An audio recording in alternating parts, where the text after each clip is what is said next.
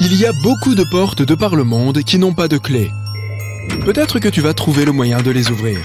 Notre première destination est... Ok, lis-le toi-même et bonne chance pour la prononciation. C'est un temple en Inde dont le nom vient de cet autre mot extrêmement long qui se traduit par « celui qui émerge du lotus ». Ce temple est l'un des lieux les plus connus et les plus sacrés de l'Inde. C'est l'un des 108 temples du courant de l'hindouisme qui s'appelle comme ça. C'est un courant particulièrement ancien dont on trouve les premières traces dans des textes tamouls du VIe siècle. On en revient à notre époque. En 2011, suite à une plainte, la Cour suprême indienne a décidé de recenser les objets de valeur conservés dans le temple parce qu'ils avaient été informés que l'endroit pouvait avoir été abusivement exploité. Pour ce faire, ils ont dû ouvrir toutes ces portes qui étaient restées fermées pendant des siècles. La commission a ainsi découvert 6 gigantesques caveaux secrets dans lesquels étaient cachés d'inestimables trésors. En ouvrant ces caveaux, la commission a découvert des statuettes en or, des colliers et des pièces pour une valeur totale d'au moins 23 milliards d'euros. Les officiers ont aussi découvert des costumes de cérémonie, des noix de coco en or incrustées de bijoux et de gros diamants. Quand je dis gros diamants, c'est que c'est vraiment des gros diamants. Certaines de ces pierres précieuses atteignent les 110 carats. Pour te donner une idée, une petite statuette en or de cette collection a une valeur estimée d'environ 31 millions d'euros. Après cette découverte digne d'un conte des mille et une nuits, le temple s'est équipé de détecteurs de métaux, de caméras et d'autres appareils de sécurité avant l'arrivée des premiers visiteurs. Le temple est maintenant encerclé par plein d'agents de sécurité. Mais est-ce qu'ils protègent le trésor ou est-ce qu'il y a quelque chose d'encore plus mystérieux dans ce temple? Il y a 6 caveaux dans le temple. C'est là que le trésor est entreposé. Ces caveaux ont des noms de A à F. Mais le comité de recherche n'a ouvert que 5 des 6 caveaux avec beaucoup de difficultés. Le plus bizarre, c'est que, malgré tous les efforts ayant impliqué l'utilisation des technologies les plus récentes, le caveau B n'a pas pu être ouvert. 2 cobras sont sculptés sur la porte et sont là pour t'accueillir. Cette porte fait office de portail. Tu peux aisément le voir, comme pour les portes qui mènent aux autres caveaux. Surprise! Les experts ont découvert 2 autres portes derrière la première. La deuxième porte est en bois et la troisième en fer. Étonnamment, la dernière porte est verrouillée et ne présente aucune caractéristique d'une porte. Pas de charnière, de poignée, de verrou, ni quoi que ce soit d'autre. Personne ne sait ce qui se cache dans le caveau B. Ceux qui croient en des forces occultes considèrent qu'ouvrir cette porte contre sa volonté libérerait d'innommables forces sur le monde. D'autres considèrent que la porte du caveau B conduit vers un tunnel. On ne sait pas si c'est lié à ces croyances, mais la Cour suprême indienne déconseille l'ouverture des portes du caveau B. En 2010, David Crespi, un ingénieur français qui visitait le Machu Picchu, a découvert une porte étrange dans un des bâtiments principaux. La porte se trouvait dans un passage étroit très peu fréquenté par les touristes et les archéologues. David a pensé qu'il s'agissait d'une porte d'entrée qui avait été scellée par les Incas pour une raison inconnue. Il a immédiatement contacté les archéologues et les autorités qui lui ont promis qu'il commencerait à enquêter au plus tôt et qu'il lui donnerait des nouvelles sur sa découverte. Les mois ont passé, mais il n'a reçu aucune nouvelle. Il n'a reçu aucune réponse à ses appels et ses emails. En 2011, il tombe sur un article sur le Pérou écrit par Thierry Jamin. David le contacte immédiatement et l'informe de sa découverte. Par la suite, Jamin et d'autres archéologues se rendent au Machu Picchu pour mener l'enquête sur la porte secrète. Ils en ont conclu qu'il s'agissait bien d'une porte d'entrée scellée par les Incas. Les chercheurs ont confirmé la découverte de 2 entrées situées derrière la fameuse porte. Ils ont aussi reproduit une image 3D d'une rampe d'escalier conduisant vers la pièce principale et une autre chambre. L'analyse révèle quelques cavités parmi lesquelles se trouve une grande pièce quadrangulaire. En outre, les géoradars ont aussi détecté des métaux qui pourraient correspondre à des objets en or ou en argent. Jamin et son équipe pensent qu'il s'agit peut-être d'une pièce datant d'une période préhispanique. Ils pensent que les Incas ont scellé la porte afin de cacher quelque chose d'important. Peut-être s'agit-il d'un énorme trésor ou autre chose de tout aussi important. Jamin a affirmé que la découverte de cette chambre pourrait être la première étape de la découverte d'un mausolée. Jamin soumet une demande officielle au gouvernement péruvien afin d'obtenir l'autorisation d'ouvrir la pièce. Pourtant, ni sa demande, ni les demandes d'autres archéologues n'ont été approuvées jusqu'à maintenant. Les autorités considèrent que l'ouverture de cette porte pourrait causer des dégâts à d'autres aires du site archéologique. Pourtant, la caméra endoscopique a confirmé l'hypothèse que les blocs de pierre de l'entrée ne font que bloquer le passage et ne sont pas des éléments structurels utiles au bâtiment. Le troisième mystère se situe à Gizeh, en Égypte. Des explorateurs ont découvert 2 portes secrètes dans la pyramide de Khéops. Il y a 2 tunnels d'environ 20 cm de large qui partent des murs nord et sud de la chambre de la reine. Mais ces tunnels sont fermés avant de déboucher sur l'extérieur de la pyramide. Alors, où peuvent-ils bien conduire? Personne ne sait exactement à quoi servent ces tunnels. Certains archéologues pensent que ces portes cachent l'entrée à des chambres encore inexplorées. L'égyptologue Zahi a raconté la découverte de ces portes. Un robot conçu spécialement pour l'expédition a été envoyé dans ces couloirs partant de la chambre de la reine pour comprendre ce qui s'y trouvait. Les chercheurs ont branché une caméra à ce robot. La vidéo montre que derrière la porte en pierre se trouve une autre porte close. Les archéologues étaient stupéfaits d'avoir découvert une porte au lieu d'une impasse. La structure de la porte en pierre cache parfaitement les autres portes. Selon les experts, il s'agit d'une prouesse d'ingénierie. Il est impossible d'atteindre la porte car elle se situe derrière un bloc de pierre géant. Mais les archéologues sont en train de chercher une façon d'y parvenir sans endommager la structure. Ces nouvelles découvertes n'ont fait que confondre encore plus les archéologues au lieu d'apporter des réponses à leurs questions. Dernière étape de notre voyage, le Taj Mahal, le palais de l'amour. L'empereur moghol Shah Jahan a fait construire ce mausolée à la mémoire de sa femme bien-aimée, Mumtaz Mahal.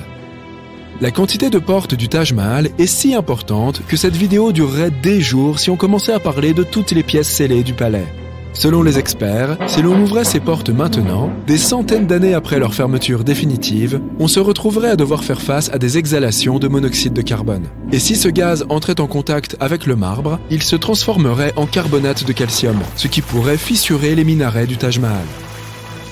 Une légende dit que l'ouverture de ces portes libérerait une terrible malédiction emprisonnée dans les chambres souterraines du mausolée. Un petit bonus du Canada. La porte de la chambre 873. C'est une chambre du Fairmont Banff Springs Hotel, ouvert en 1888. Voici l'histoire. Il y a des dizaines d'années, un crime a été commis dans cette chambre. Après l'enquête, l'administration de l'hôtel a décidé de réaménager la chambre et de continuer à la louer à d'autres voyageurs. La rumeur dit que les hôtes logeant dans cette chambre avaient été témoins d'étranges phénomènes. Ils entendaient des bruits bizarres et la télé de la chambre ne cessait de clignoter. On dit que la porte de la chambre 873 a été murée avec des briques. Les hôtes curieux qui ont entendu parler de ces histoires traînent dans les couloirs là où se trouvait l'entrée de la chambre en tapant sur les murs pour contacter d'éventuels fantômes. Laquelle de ces portes voudrais-tu ouvrir ? Si vous franchissez cette petite porte de pierre à Hiérapolis, en Turquie, vous risquez de ne jamais en revenir vivant. Dans l'Antiquité, les gens pensaient qu'il s'agissait d'une sorte de portail vers les enfers.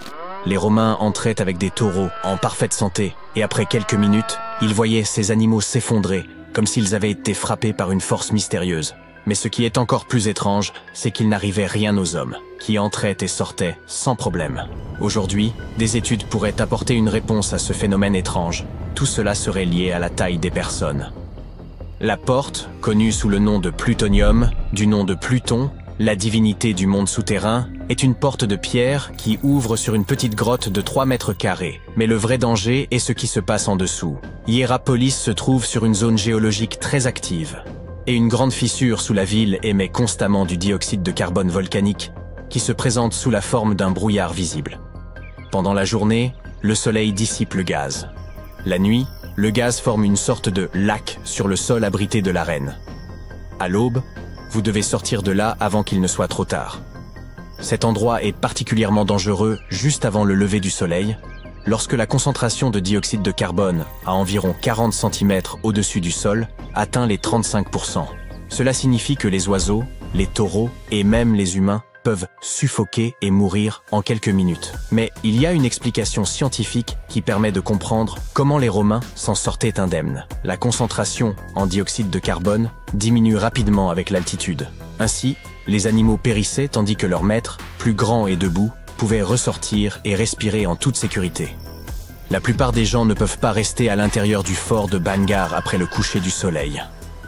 Ce site du XVIe siècle, situé à environ 235 km de Delhi, est considéré comme l'un des lieux les plus hantés de l'Inde. Pendant la journée, la zone est animée. Les visiteurs franchissent la porte principale, autrefois grandiose, pour admirer les ruines des temples et des palais. Mais ils verront aussi ce grand panneau sur la porte, qui avertit tout le monde que l'accès est strictement interdit après la tombée de la nuit.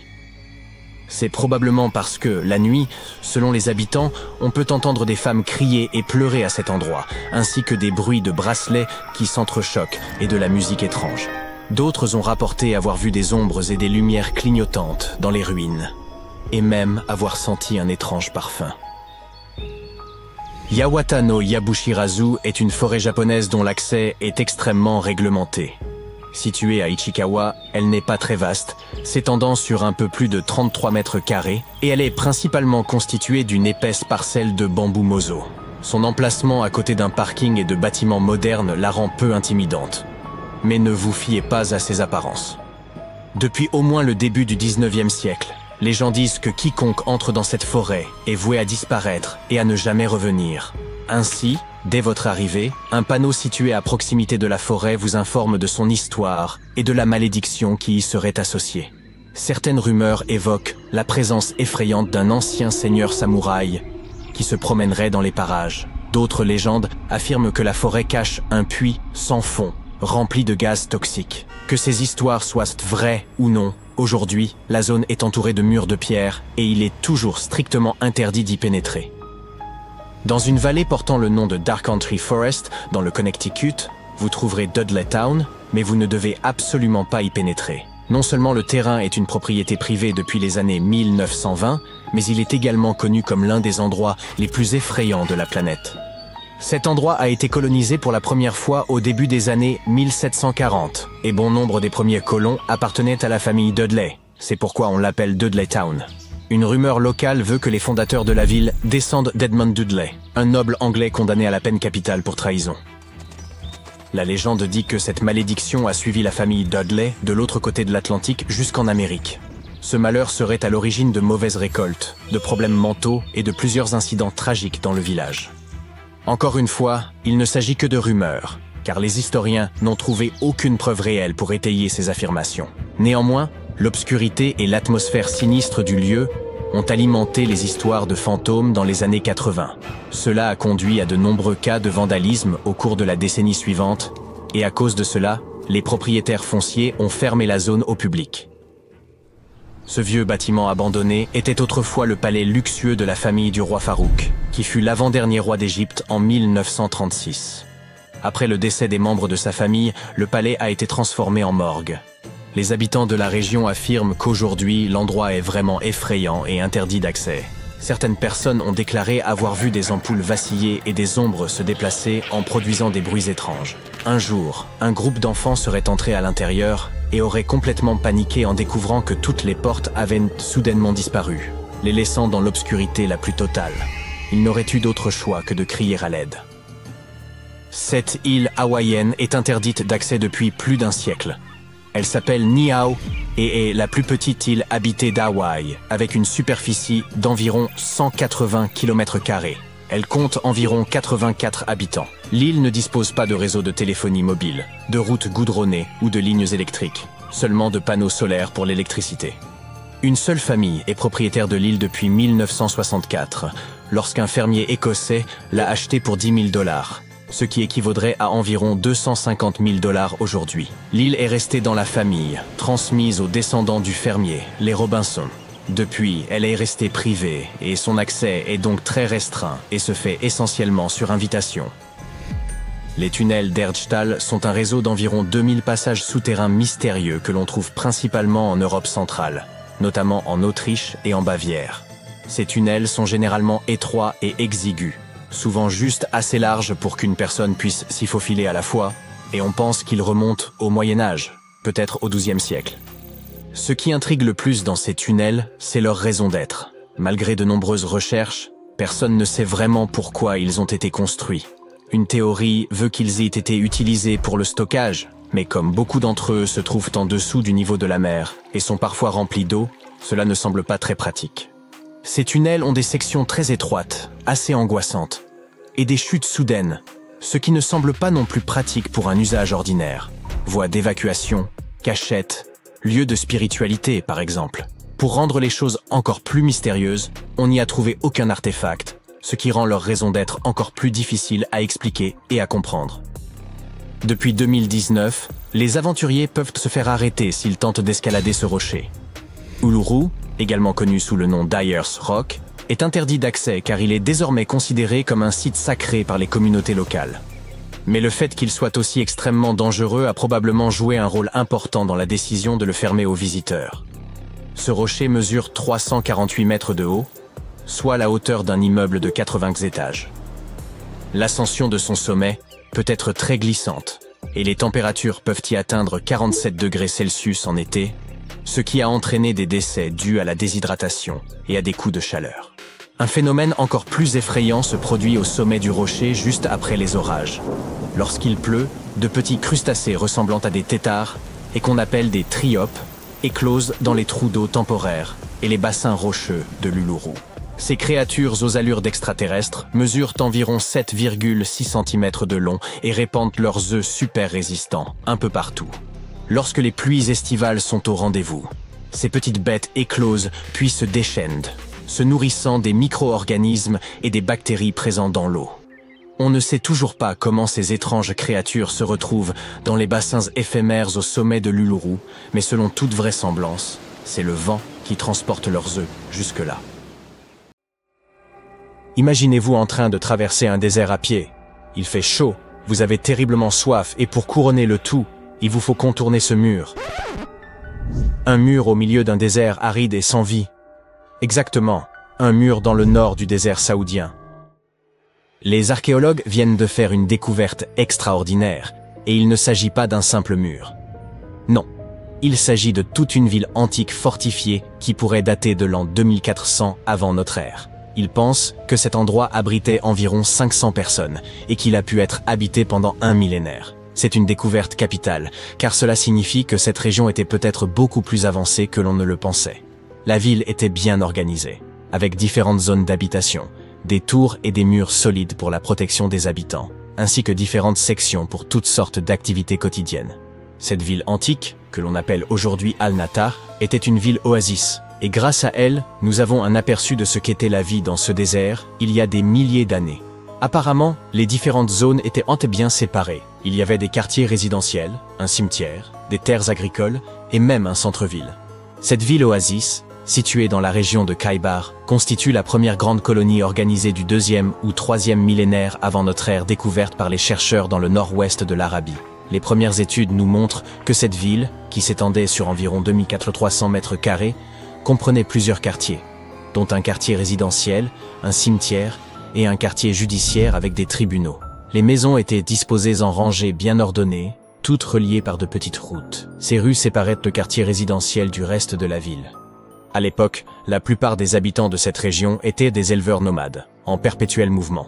Cependant, les archéologues sont convaincus que pendant l'âge du bronze, le nord-ouest de l'Arabie était parsemé de petites villes fortifiées et d'oasis.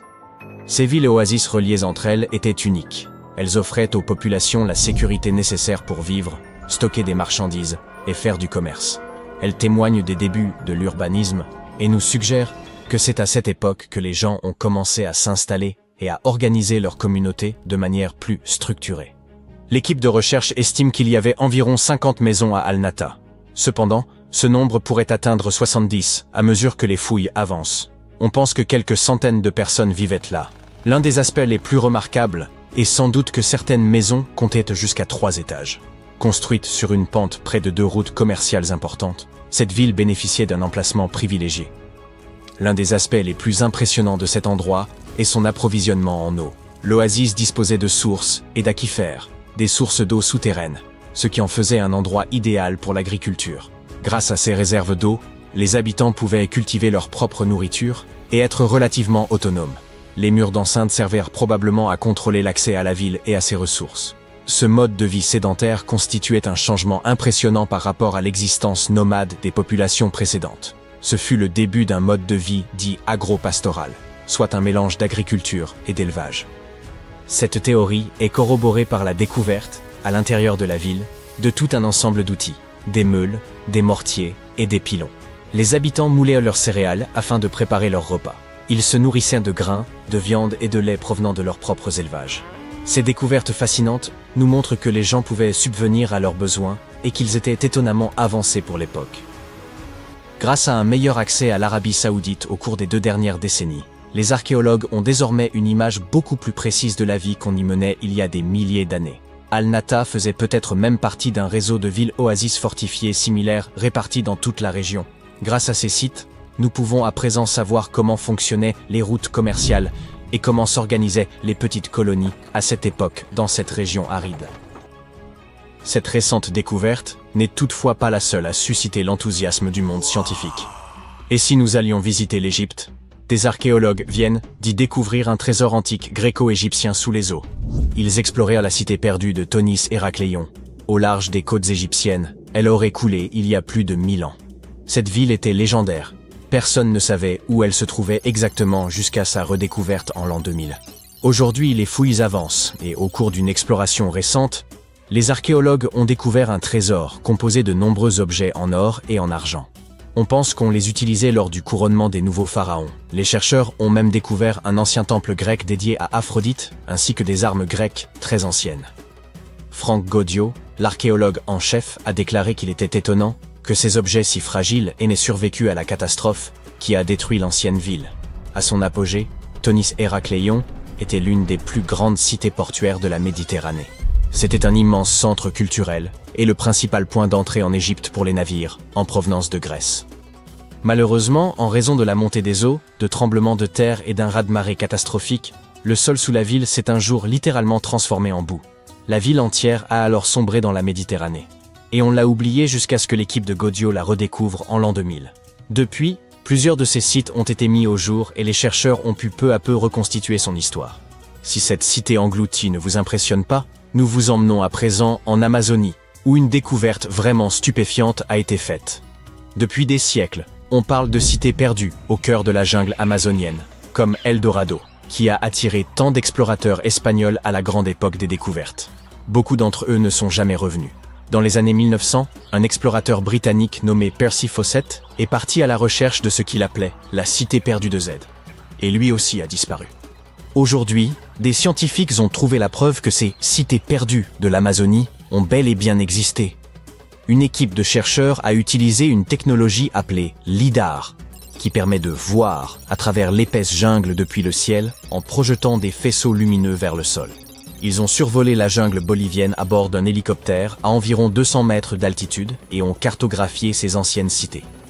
Ils ont découvert les ruines d'une immense agglomération construite par le peuple khazarabe, qui y a vécu de 500 à 1400 après JC. Il ne s'agissait pas juste de quelques bâtiments éparpillés ici et là. Les cartes LIDAR ont révélé d'immenses centres urbains, des pyramides, des plateformes, des routes, des canaux et des chaussées, le tout soigneusement aménagé. Il s'avère que l'Amazonie n'était pas une jungle vierge, mais qu'elle abritait autrefois de grandes villes très complexes. Un scientifique de l'Institut archéologique allemand a expliqué que les Européens avaient longtemps ignoré la possibilité de l'existence d'anciennes villes amazoniennes, mais que les cartes LIDAR venaient aujourd'hui leur donner tort. Ces nouvelles cartes ont révélé 26 sites, dont 11 totalement inconnus jusqu'à présent. Les chercheurs ont découvert 2 sites urbains principaux, Landivar et Kotoka, qui comportaient d'énormes douves, de grands bâtiments sur plateforme et de hautes pyramides. Les différentes colonies, petites et grandes, étaient reliées par des chaussées s'étendant comme les rayons d'une roue. Certains canaux reliaient même les villes à des rivières et à un grand lac, ce qui permettait à l'eau de circuler dans la région. Au fil des ans, les scientifiques ont trouvé des ruines éparpillées dans toute la zone, mais à cause de l'épaisseur de la jungle, il était presque impossible de relier les points entre eux et de comprendre de quelle façon communiquaient tous ces vestiges. Grâce au LIDAR, l'ensemble du site a pu prendre vie, révélant un système urbain organisé extrêmement vaste. Il est désormais évident que ces sites avaient également une signification spirituelle, car tout y est disposé de manière à évoquer une structure symbolique profonde. La civilisation khazarabe n'est pas aussi célèbre que celle des Mayas, mais elle a connu une société florissante dans une région confrontée à d'énormes défis tels que des inondations annuelles. Et bien que les Andes voisines possèdent leurs propres sites monumentaux, Les Khazarabs ont réalisé quelque chose d'absolument unique. Ils disposaient même de réservoirs pour stocker l'eau, ce qui suggère qu'ils devaient faire face à des sécheresses occasionnelles, ce qui est assez inhabituel en Amazonie. En réalité, ces terribles sécheresses pourraient nous expliquer pourquoi les Khazarabs ont finalement quitté leur ville vers l'an 1400 de notre ère. Il existe une ouverture énigmatique en plein cœur de l'Antarctique. Certains l'associent à la résidence estivale du Big Foot, à une navette spatiale tout droit sortie de Star Trek, ou encore à un passage vers Agartha, ce royaume légendaire que certains situent au centre de la Terre. Les scientifiques ont réfuté toutes ces spéculations romanesques et ont précisé que cette porte mystérieuse se trouvait dans une étendue de banquise côtière. Jointive au rivage, elle est entourée de petites îles et de hauts fonds. Lorsque la glace s'écoule autour de formations rocheuses enfouies sous la surface, elle peut générer des motifs intrigants mais parfaitement naturels. En ce lieu, la minceur de la glace accentue l'influence des rochers sous-jacents sur son déplacement. De plus, les vents glacés de l'Antarctique sculptent la neige et la glace, formant des lignes et des reliefs qui peuvent prêter à confusion. Cette fameuse porte n'est en réalité qu'une crête rocheuse mise au jour par une fonte partielle de la glace. Son sommet correspond à l'extrémité d'un affleurement rocheux, tandis que ses parois ne sont que des traces de neige façonnées par des vents violents soufflant dans une direction constante. Il s'agit donc simplement d'un iceberg échoué en pleine fonte. Un YouTuber a repéré un autre élément insolite bien loin des côtes antarctiques. Un navire de glace de 120 mètres de long, à plus de 240 km en mer. Internet s'est aussitôt emballé, certains affirmant que cette épave gelée aurait dérivé jusque-là depuis le triangle des Bermudes. Toutefois, aucune donnée scientifique ne permettait de confirmer qu'il s'agissait d'un navire plutôt que d'un imposant bloc de glace. D'ailleurs, en examinant de nouveau la zone peu après, les internautes ont constaté qu'avec la fonte estivale, l'hypothétique vaisseau avait tout bonnement disparu. Une autre découverte intrigante sur Google Maps en Antarctique concernait une prétendue pyramide. Avant que vous n'imaginiez un scénario fascinant impliquant les anciens Égyptiens et une base secrète enfouie sous la glace, il convient de préciser qu'il ne s'agissait en réalité que d'une montagne. Elle appartient à la plus haute chaîne du continent, les monts Ellsworth, qui s'étendent sur près de 400 km. Ce n'est d'ailleurs pas la première formation rocheuse à avoir été comparée à une pyramide. Au cours de l'expédition antarctique britannique, des explorateurs avaient déjà identifié une pareille montagne et l'avaient baptisée la pyramide. Pourtant, cette dernière ne présentait même pas la silhouette caractéristique d'un tel édifice. Voici une découverte antarctique qui ne manquera pas de vous impressionner. Une immense plateforme glaciaire, celle de Dodson, dont les reliefs ont évoqué aux scientifiques ceux du Grand Canyon. Un robot sous-marin spécialement conçu, nommé RAN, a parcouru près de 1000 km sous la glace et a rapporté des images spectaculaires de montagnes gelées, de vallées, de plateaux et de motifs tourbillonnants entièrement constitués de glace. Parmi les éléments les plus surprenants relevés par RAN figuraient d'énormes cavités en forme de cuvette, atteignant parfois 300 mètres de longueur. Malheureusement, les chercheurs ont fini par perdre la trace du robot. Ils supposent que des phoques de Weddell, intrigués par l'engin, auraient pu le heurter et provoquer son immobilisation. Pour préserver son énergie, RAN aurait alors cessé toute activité, rendant toute récupération impossible. L'équipe espère toutefois concevoir un nouvel appareil afin de poursuivre l'exploration de ce canyon gelé et d'observer l'évolution des motifs formés au fil du temps. Un autre canyon colossal a été mis au jour en Antarctique grâce au mauvais temps. Une équipe de spécialistes en acoustique, contrainte de suspendre ses recherches à la station Casey en raison d'une tempête, a mis à profit ce contretemps pour cartographier le fond marin aux abords du glacier Adams. C'est ainsi qu'ils ont découvert une formation impressionnante. Un canyon atteignant près de 2000 mètres de profondeur, 9000 mètres de largeur et s'étendant sur plus de 45 km depuis le glacier. Lors de cette première exploration, seule une partie du relief a pu être cartographiée avant que l'équipe ne soit contrainte de regagner la station. Toutefois, lorsqu'une nouvelle perturbation a frappé la région, le navire a repris la mer et a permis de compléter l'étude du canyon, malgré des vents violents et des vagues atteignant jusqu'à 4 mètres de hauteur. Grâce à une quinzaine d'heures de collecte de données, la carte du site a pu être finalisée. Avant leur retour en Australie, les chercheurs ont effectué un dernier arrêt pour obtenir une vision d'ensemble du canyon, dont l'analyse contribue à approfondir la compréhension de l'histoire des glaciers ainsi que des interactions entre la calotte glaciaire antarctique et l'océan. Il existe en Antarctique un lac gelé baptisé lac Enigma. Longtemps, On a cru qu'il était entièrement pris dans la glace. Mais au cours d'une expédition menée entre novembre 2019 et janvier 2020, des chercheurs ont découvert, sous son épaisse croûte glacée, une couche d'eau liquide d'environ 12 mètres de profondeur. Afin d'en percer les mystères, ils ont foré la glace et envoyé une caméra explorer ces profondeurs cachées. L'eau du lac, qui proviendrait du glacier voisin par un passage souterrain encore inconnu, abritait une vie microbienne surprenante. De minuscules micro-organismes formaient des tapis biologiques recouvrant le fond du lac, certains étant fins et hérissés, d'autres rappelant des tapis froissés ou même de petites structures arborescentes pouvant atteindre 40 cm. Un grand nombre de ces microbes étaient capables de produire leur propre énergie par photosynthèse, à l'instar des plantes, ce qui conférait au lac une concentration élevée en oxygène. L'une des découvertes les plus remarquables fut l'identification d'une espèce bactérienne généralement présente dans des environnements pauvres en oxygène. Le lac Enigma pourrait ainsi présenter des similitudes avec les conditions régnant sur certaines lunes glacées comme Europe ou Encelade, suggérant que ces astres pourraient également renfermer de l'eau sous leur surface gelée, et, peut-être, une vie microbienne. Une autre découverte en Antarctique concerne de minuscules fragments d'ambre retrouvés dans des roches argileuses. Une première sur ce continent. Les scientifiques ont mis plusieurs années à analyser les fossiles exceptionnellement bien conservés de racines, de pollen et de spores découverts dès 2017. La présence d'ambre constitue une preuve irréfutable qu'une forêt dense et verdoyante composé d'arbres produisant de la résine, prospérait jadis en Antarctique. Ce paysage luxuriant s'étendait à proximité du pôle sud durant le Crétacé moyen, il y a environ 83 à 92 millions d'années. À cette époque reculée, rassurez-vous, je n'y étais pas, ces arbres devaient endurer plusieurs mois d'obscurité au cours des longs hivers antarctiques. Selon les chercheurs, ils y parvenaient en adoptant une phase de dormance prolongée. Les morceaux d'ambre exhumés, bien que de taille modeste, arborent de magnifiques teintes jaunes et orangées. Leur surface bosselée révèle la manière dont la résine s'est écoulée des arbres, probablement pour se prémunir des insectes. Cette substance a pu traverser les âges grâce à une immersion rapide qui l'a préservée de l'exposition à l'air et à la lumière. Un scientifique examinait des images satellites à la recherche des traînées brunes laissées par les déjections des manchots, lorsqu'il a identifié 4 nouvelles colonies de manchots empereurs aux confins du globe.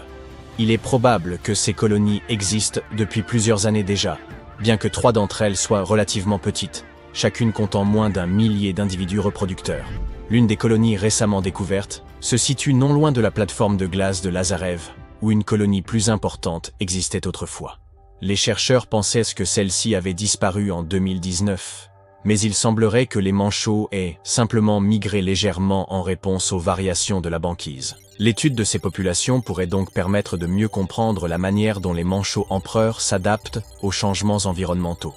Il y a 40 millions d'années, un immense réseau fluvial traversait l'Antarctique. Les chercheurs en ont trouvé des traces en analysant des sédiments meubles et des roches dures prélevées sur le fond marin gelé. En examinant de minuscules traces d'éléments radioactifs, comme l'uranium et le plomb, ils ont découvert que les couches de sol les plus profondes remontaient à l'ère des dinosaures. Plus en surface, des dépôts plus récents présentaient une structure rappelant celle des deltas fluviaux actuels, à l'image de ceux du Mississippi ou du Rio Grande. De petites traces de vie ont également été détectées dans le sable. À son apogée, ce fleuve prenait sa source dans la chaîne transantarctique et parcourait 1500 km avant de se jeter dans la mer d'Amundsen. Poursuivant leurs recherches sur des couches de sédiments plus récentes, âgées d'environ 20 millions d'années, les scientifiques espèrent que ces découvertes leur permettront de mieux anticiper les évolutions futures du climat terrestre. L'un des endroits les plus inexplorés et les plus mystérieux de la Terre se trouve à la vue de tous. C'est l'un des monuments les plus majestueux de l'humanité. La merveille du monde antique cache un secret que les scientifiques et les archéologues ne peuvent toujours pas résoudre. Il s'agit du grand sphinx de Gizeh en Égypte. L'énorme sculpture d'un lion à tête humaine a été taillée dans la roche il y a environ 4500 ans. Les scientifiques ne connaissent toujours pas la date exacte de sa création et ignorent également qui l'a construit et dans quel but. Il existe de nombreuses hypothèses et théories, mais aucune d'entre elles n'a été confirmée. La plupart des gens ont vu cette majestueuse sculpture, que ce soit en photo ou en réalité, mais presque personne ne sait ce qui se cache en dessous. La statue du Sphinx a été sculptée dans un seul morceau de calcaire. Elle a été peinte, les restes de pigments de couleur à la surface le prouvent. Dans un passé lointain, le Sphinx était beaucoup plus lumineux et coloré que ce que nous voyons aujourd'hui. Mais même après des milliers d'années, sa grandeur n'a pas diminué. Et d'ailleurs, Sphinx n'est pas son vrai nom. Il a été inventé par les Grecs une centaine d'années ou plus après sa création. À l'origine, les Égyptiens appelaient la statue Horemhakhet. De nombreuses légendes et théories affirment que le Sphinx est là pour une raison précise. Il est comme un chien de garde qui surveille la tombe du pharaon et les secrets de l'Égypte ancienne. Ces légendes sont devenues plus plausibles lorsque les archéologues ont découvert des entrées cachées au pied du Sphinx. Ils pensent que ces passages secrets sont le début des tunnels menant aux salles contenant des trésors. Il existe de nombreuses histoires sur Internet selon lesquelles le Sphinx cacherait le Hall des records, un dépôt rempli de connaissances anciennes et secrètes. L'un des principaux artefacts de ce dépôt est censé être les archives de l'ancien état mythique de l'Atlantide. Selon les légendes, la bibliothèque entière de cette cité a été déplacée sous le Sphinx. L'entrée de cette bibli doit être située à côté de la patte droite du Sphinx. De nombreux archéologues ont tenté de trouver cette entrée, mais sont repartis bredouille. Il existe également de nombreuses images avec des diagrammes détaillés de la ville souterraine, constituée d'un réseau de tunnels et de chambres sous le Sphinx. Quelqu'un dit que des structures aussi hautes que des immeubles de 12 étages se cachent sous terre. Mais il n'y a aucune preuve de cela. Les archéologues, même après des millénaires, continuent d'explorer la mystérieuse culture. En même temps, de nombreux Égyptiens ne veulent pas en savoir plus sur le Sphinx. Ils sont terrifiés à l'idée de réveiller quelque chose de surnaturel. En 1998, des scientifiques ont découvert des tunnels menant à des grottes vides sous le Sphinx. Ils y ont trouvé des preuves de fouilles antérieures. Il est tout à fait possible que quelqu'un ait réussi à trouver les trésors et à les emporter. Certaines personnes pensent que les Égyptiens ont trouvé une sorte d'artefact sous le Sphinx qui a le pouvoir de technologies avancées inconnues.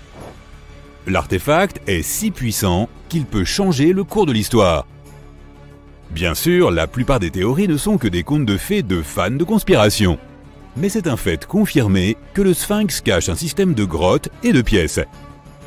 Il y a tellement de rumeurs autour du Sphinx qu'il est impossible de distinguer ce qui est vrai de ce qui est faux. En tout cas, il est difficile et dangereux d'étudier la sculpture, car des fouilles actives peuvent la détruire. Ensuite, l'entrée des salles souterraines peut être bloquée par des rochers et perdue à jamais. Aussi, une exploration plus poussée nécessite beaucoup d'argent, et les financements ne sont pas toujours faciles à trouver. Mais la raison principale, c'est trop risqué. Il n'y a aucune garantie que les gens pourront sortir des labyrinthes souterrains. C'est pour ces raisons que les scientifiques et les archéologues explorent depuis si longtemps cette structure majestueuse. Le mont Rushmore, dans le Dakota du Sud, est un autre monument architectural célèbre qui recèle un secret. Tout le monde admire les images des visages des présidents américains gravés dans la roche, mais peu de gens savent qu'une pièce secrète se cache derrière la tête d'Abraham Lincoln. L'architecte du mont Rushmore voulait graver sur la roche des dalles retraçant les principales étapes de l'histoire du pays. Mais son projet était trop compliqué à réaliser. On lui a alors proposé de le mettre en œuvre à une échelle beaucoup plus petite, construire une pièce secrète à l'intérieur de la montagne. L'idée était de sauvegarder ses connaissances afin que les générations futures se souviennent toujours de l'histoire de leur pays. Malheureusement, l'architecte n'a pas eu le temps de terminer son travail. La construction a été interrompue pendant plusieurs décennies, mais à la fin des années 90, le projet a été repris. Des plaques de porcelaine émaillée illustrant l'histoire des États-Unis ont été placées dans la pièce. Il est possible que ces plaques soient stockées là pour toujours. Mais les gens ne peuvent pas les voir, du moins pas pour l'instant. La pièce est inaccessible aux touristes car il est trop difficile d'y pénétrer. Une autre pièce secrète se trouve dans l'Empire State Building. Il ne s'agit même pas d'une pièce, mais d'un endroit où l'on peut prendre de superbes photos. Presque tous les touristes se rassemblent sur le pont d'observation du 86e étage pour profiter d'une vue imprenable sur Manhattan. Mais il y a un autre pont avec des fenêtres panoramiques au 102e étage. Il y a beaucoup moins de monde là-bas car presque personne ne connaît cet endroit. Heureusement, l'accès à ce pont est ouvert à tous. Tu n'auras probablement pas à faire la queue pendant longtemps pour prendre une photo. Tu te sentiras spécial parce que tu te trouves dans un endroit super secret où il n'y a presque personne. Mais l'endroit le plus cool est encore plus haut, au 103e étage. Il s'agit d'une grande terrasse d'observation où les célébrités se font photographier. Ce n'est pas un lieu public, mais si tu connais les bonnes personnes, tu peux y accéder. Il n'y a presque aucune mesure de sécurité sur le site, seulement un rebord assez bas entre toi et un abîme. C'est pourquoi il est interdit aux foules de venir ici. Il n'est pas si facile d'y accéder et tu as peu de chances de réussir sans guide. D'abord, tu dois choisir le bon ascenseur qui t'y conduira. Ensuite, tu traverseras plusieurs salles d'ingénierie remplies de tuyaux, de panneaux électriques et d'autres éléments techniques. La dernière partie de ton chemin est une série d'escaliers à l'intérieur d'un minuscule couloir. Et voilà, tu es au sommet de New York. Maintenant, nous sommes à Paris. Tu vois la tour Eiffel ? À l'intérieur, il y a des restaurants et des ponts d'observation. Mais si tu cherches bien, tu peux trouver un appartement secret. Maintenant, c'est un musée, mais il a été construit pour que des gens puissent y vivre. L'architecte de la tour, Gustave Eiffel, a créé cet appartement en 1889 pour lui-même. Il se trouve presque tout en haut de la tour Eiffel. Imagine la vue canon qu'il voyait chaque jour. Il était le premier et le seul locataire. Personne d'autre ne pouvait avoir accès à cet endroit. Lorsque l'architecte est décédé, l'appartement est resté vide pendant un long moment. Ce n'est que récemment qu'il a été restauré et transformé en musée. À l'intérieur, l'époque du siècle dernier est recréée. Ils ont même placé des figures de cire de Gustave Eiffel, de sa fille et de l'inventeur américain Thomas Edison dans la pièce. Cet endroit est rempli d'un flot incessant de passagers, d'employés de bureaux en retard, de visiteurs d'autres villes. Bruit, sifflet de train. À la gare Grand Central de New York, parmi tous ces bruits, tu peux entendre le son d'une balle frappant une raquette, si tu es au bon endroit. Un véritable court de tennis est planqué dans la gare centrale de New York. Il appartient à un club de tennis qui organise des matchs d'entreprise pour les employés de nombreuses sociétés. Le club a été ouvert dans les années 60. Maintenant, nous allons à Londres, à Charing Cross Road. Ce n'est pas facile de trouver un endroit secret ici. Pour y parvenir, tu dois regarder tes pieds bien attentivement. Tu vois ces grilles d'égout dans l'asphalte ? À l'intérieur d'elles, tu peux remarquer deux panneaux avec le nom de Little Compton Street. Oui, il y a une autre rue juste en dessous de toi. Elle a disparu de toutes les cartes à la fin du 19e siècle. Charing Cross Road a été construite par-dessus. Les panneaux d'identification que tu vois font partie d'anciens tunnels d'ingénierie.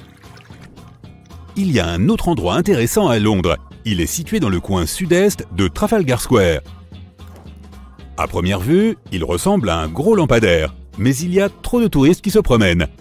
On s'approche et on se rend compte qu'une personne peut facilement tenir à l'intérieur du lampadaire. Le lampadaire n'appartient pas à un électricien, mais à un officier de police. Oui, c'est le plus petit poste de police du monde.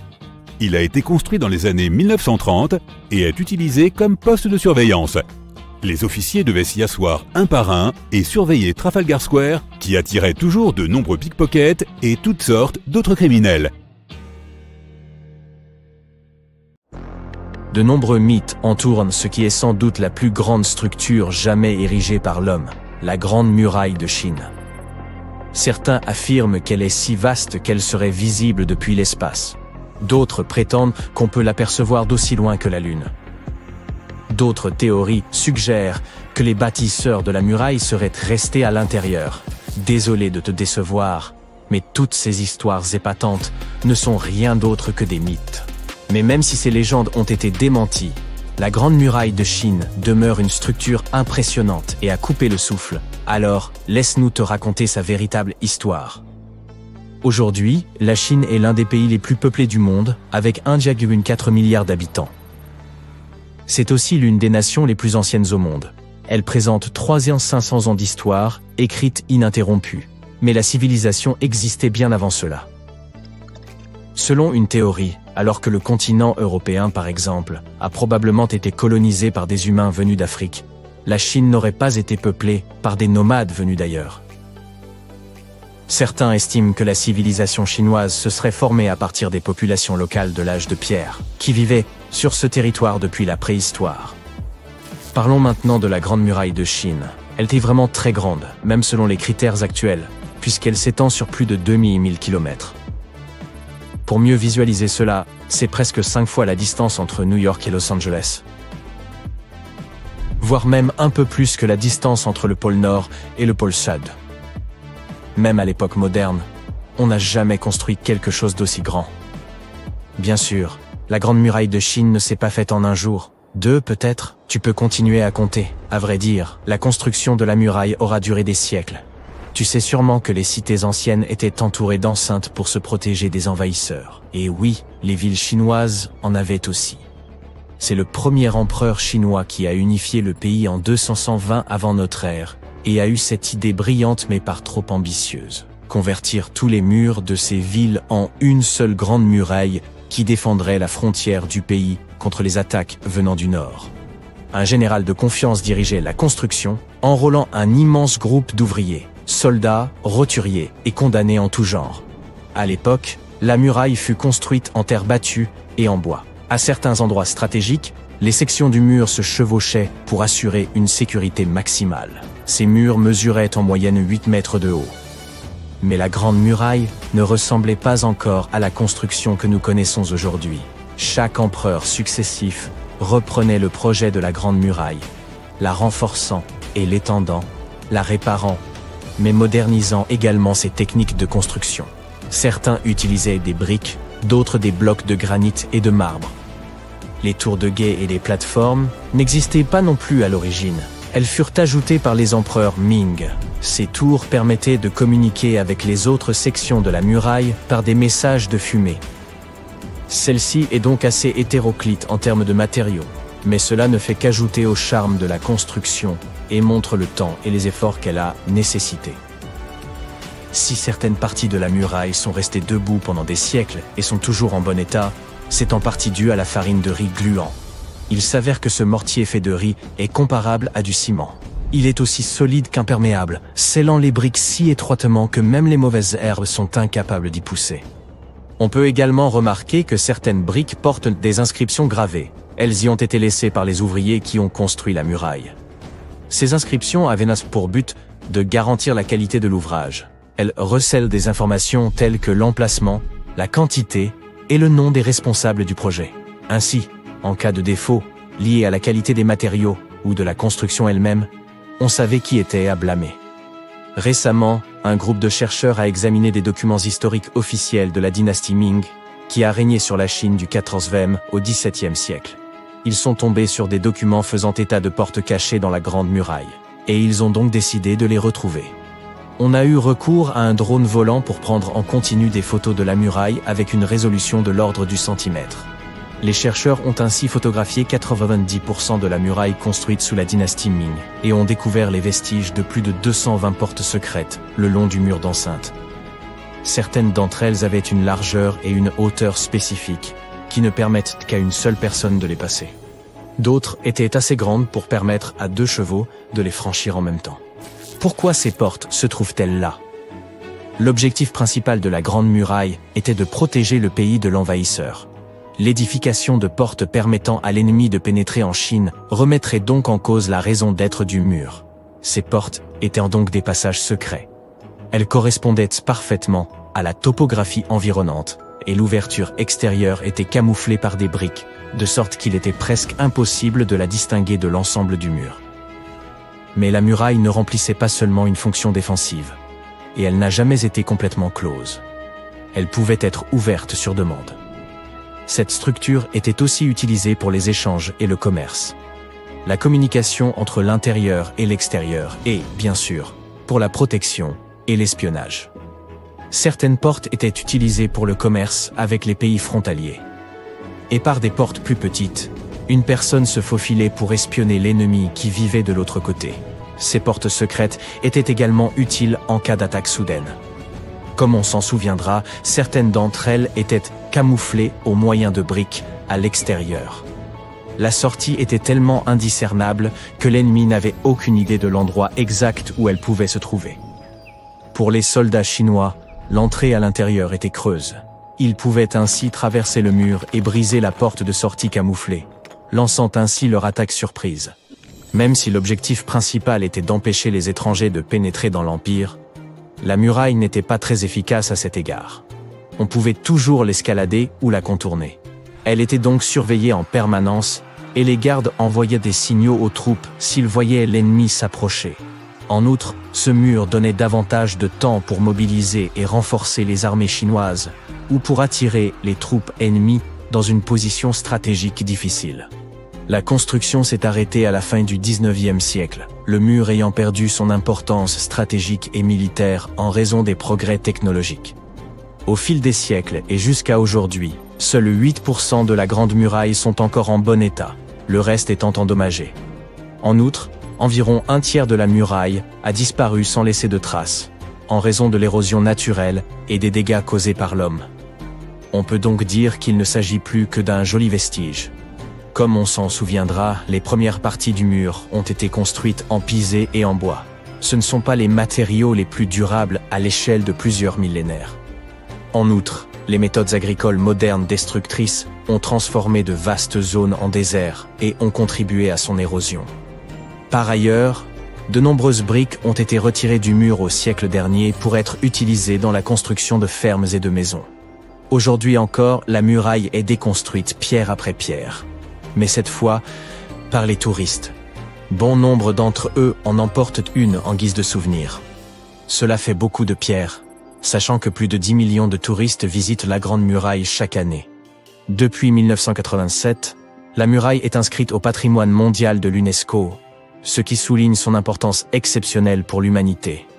La muraille est l'un des 56 sites chinois inscrits au patrimoine mondial, ce qui la place au second rang des pays dont les sites sont protégés par l'UNESCO. Qui est le premier, te demandes-tu? La première place, avec 58 sites inscrits patrimoine, revient à l'Italie. Et sais-tu que la muraille n'est pas seulement une célèbre attraction touristique, mais aussi le lieu du marathon de la Grande Muraille. Ce marathon, créé en 1999, est l'un des plus difficiles au monde. Tu l'auras deviné? Les participants courent le long de la muraille, y compris sur toutes ses marches. Il y a 3 distances, de sorte que les participants peuvent courir un marathon complet de 42 km, un semi-marathon de 21 ou un simple footing de 8 km. Les scientifiques font chaque jour des découvertes qui changent le monde, mais même eux peuvent être confrontés à des mystères insolvables. Voici 10 choses qui ont pu déconcerter les chercheurs. Imagine que tu entendes constamment un bourdonnement à basse fréquence et que personne ne puisse en définir la source. Environ 4% de la population mondiale affirme entendre le hum. C'est un son sans lien avec la région où il se produit. Et on veut dire par là que des gens du monde entier l'entendent, de sorte que l'on parle parfois du hum de Taos ou de celui d'Auckland en fonction de la région où il se fait entendre. Ce son se situe juste au seuil de l'ouïe humaine. Les gens disent l'entendre moins lorsqu'il se trouve en extérieur, alors qu'il devient plus fort à l'intérieur, et particulièrement la nuit. Ce qui est encore plus effrayant, c'est que tu ne peux plus t'empêcher de l'entendre une fois que tu l'as perçu. Certains affirment que le phénomène aurait commencé à Londres à l'époque de Charles Dickens, l'auteur d'Oliver Twist, et que ce son de basse fréquence proviendrait en fait de la clameur populaire. Ou pas. Les premiers cas ont été enregistrés à Bristol, au Royaume-Uni, et remontent au milieu des années 1970. Les scientifiques ont diverses théories concernant l'origine du hum, et sur la raison pour laquelle seules certaines personnes peuvent l'entendre. Pour autant, ils n'ont pas encore de réponse claire. Il pourrait se produire lorsque les vagues se déplacent le long du plancher océanique et font trembler la Terre lorsqu'elles entrent en collision avec les plateaux continentaux. Ou bien il pourrait se produire en raison des éruptions volcaniques et des tremblements de terre. Oh, et que dire des signaux radio à ultra basse fréquence utilisés pour communiquer avec les sous-marins ou même de la 5G. L'upsweep est un autre type de son non identifié. Il a été détecté en 1991 dans l'océan Pacifique et ce son est suffisamment aigu pour être enregistré à travers tout l'océan. Les scientifiques entretiennent l'hypothèse que ce son pourrait être lié à l'activité volcanique sous-marine. Il est intéressant de noter que son volume a diminué par rapport au niveau qu'il avait lors de sa première découverte, mais on peut toujours bel et bien le détecter. De plus, il observe un rythme saisonnier et atteint son volume le plus élevé au printemps et à l'automne. Est-ce lié au changement de saison? Personne ne le sait vraiment. Le mystère suivant consiste en un monument de forme conique trouvé dans la mer de Galilée, en Israël. Cette structure sous-marine a été découverte accidentellement par balayage sonar en 2003, mais ses résultats n'ont été publiés qu'en 2013. Le monument pèserait près de 60 000 tonnes et a été submergé par la montée des eaux il y a bien longtemps. Les archéologues demeurent perplexes devant cette découverte, parce qu'ils ne parviennent pas à déterminer son origine, pas plus que sa fonction. Ainsi, cette structure immense et singulière demeure un mystère. Passons à Göbekli Tepe en Turquie. Ce lieu présente l'un des sites les plus importants du monde sur le plan archéologique. Pourquoi une telle importance? Eh bien parce qu'il recèle d'imposantes pierres sculptées vieilles d'environ 11 000 ans. Pour mettre les choses en perspective, c'est environ 6 000 ans plus ancien que Stonehenge. D'anciennes peuplades ont érigé ces pierres avant même de commencer à maîtriser la métallurgie, l'agriculture ou la poterie. La seule existence de cet endroit va donc à l'encontre de la chronologie des civilisations telles que nous la connaissons, à savoir celle où les gens cultivent d'abord et construisent ensuite. Apparemment, ce n'était pas le cas ici. Quoi qu'il en soit, une question se pose. Quelle était la fonction de ce site? A-t-il été conçu pour vénérer des forces surnaturelles? En effet, les archéologues pensent qu'il pourrait s'agir du plus vieux temple au monde. Paléodiction Nodosum. Oui, je sais que ça ressemble à une formule magique. Il s'agit en fait d'un fossile vivant trouvé au fond de l'océan. Une créature fabrique bien ses terriers hexagonaux, c'est certain. Pourtant, les scientifiques ne parviennent toujours pas à en identifier l'artiste. Qu'entendons-nous par fossile vivant? Eh bien, Paléodiction Nodosum est une créature dont on pense qu'elle produit un type de terrier presque identique aux fossiles de Paléodiction. Est-ce une sorte de ver qui les a creusés? Les chercheurs l'ignorent. Une chose est sûre, il ne s'agit pas d'un phénomène aléatoire créé par des mouvements géologiques. En parlant de fossiles, jette donc un coup d'œil à ce géant. On le surnomme officieusement Godzillus. Il a été découvert en 2011 par un paléontologue amateur, un scientifique étudiant l'histoire de la vie terrestre en analysant notamment des traces fossiles. Mais revenons à Godzillus. Il mesure près de 2 mètres de long pour 3 mètres de hauteur. Ce fossile est vieux de 450 millions d'années et provient de l'époque où la région de Cincinnati était encore sous les eaux. Il pourrait s'agir d'un tapis d'algues fossilisé, mais certains scientifiques sont d'un avis différent. Voici un immense tunnel découvert en Amérique du Sud. Il serait vieux d'au moins 8 à 10 000 ans. Au début, les chercheurs ont commencé par découvrir quelques terriers colossaux. Ils étaient aussi vastes que soigneusement construits. Les géologues étaient stupéfaits, n'ayant encore jamais vu de telles structures auparavant. Aucun processus géologique connu ne permet d'expliquer leur formation. Les chercheurs connaissent d'ailleurs l'existence de ces terriers depuis les années 1930. Mais à l'époque, ils pensaient que ces tunnels avaient été creusés par des hommes préhistoriques, jusqu'à ce qu'ils découvrent d'énormes traces de griffes sur les murs et au plafond. Ils ont alors pensé que des espèces aujourd'hui disparues pourraient être à l'origine de ces marques. Et de nombreux géologues croient fermement être tombés sur des terriers de paresseux géants ou de tatous. Cette structure serait donc le plus grand terrier connu de l'ère paléolithique en Amazonie. Pourtant, les experts se posent de nombreuses questions. Comment se fait-il qu'une structure aussi soignée ait pu se former naturellement? Un chercheur a ensuite découvert une autre grotte étrange. Celle-ci se trouvait à des centaines de kilomètres de l'immense tunnel. Avance rapide. On compte maintenant plus de 1500 terriers de l'ère paléolithique découverts au Brésil. Ce qui est encore plus intéressant, c'est que certaines de ces grottes sont connectées à des tunnels qui mènent parfois à des chambres. Enchaînons avec un phénomène naturel. Et si on te disait que chaque année, surtout en octobre, des boules de feu apparaissent sur le Mekong en Thaïlande? Selon la légende, les boules de feu des Nagas seraient un appel au retour de Bouddha sur Terre. Et ce sont les serpents du fleuve qui lanceraient ces appels. Il s'agit d'un mythe, mais qu'en dit la science? Est-ce lié à un gaz inflammable? Il n'y a pas encore de consensus à ce sujet. Ces boules de feu semblent s'élever des eaux et peuvent atteindre une hauteur de près de 300 mètres. Elles s'apparentent à des feux d'artifice, disparaissent très rapidement et scintillent généralement d'une couleur orange ou rougeâtre. Mentionnons aussi quelques légendes au passage. Pourquoi pas après tout? Elles peuvent être passionnantes. Et il serait dommage d'omettre celle qui concerne la cité perdue de l'Atlantide. Comme tu le sais sûrement, la légende voudrait que l'Atlantide ait été submergée par l'océan il y a environ 11 000 ans. Depuis, scientifiques, mais aussi chasseurs de trésors et autres philosophes sont à la recherche de ce monde perdu. La route de Bimini pourrait-elle en être la trace? En 1968, un plongeur a retrouvé d'étranges pierres au large des côtes de l'île de Bimini Nord, aux Bahamas. Ces pierres semblent avoir été fabriquées par l'homme.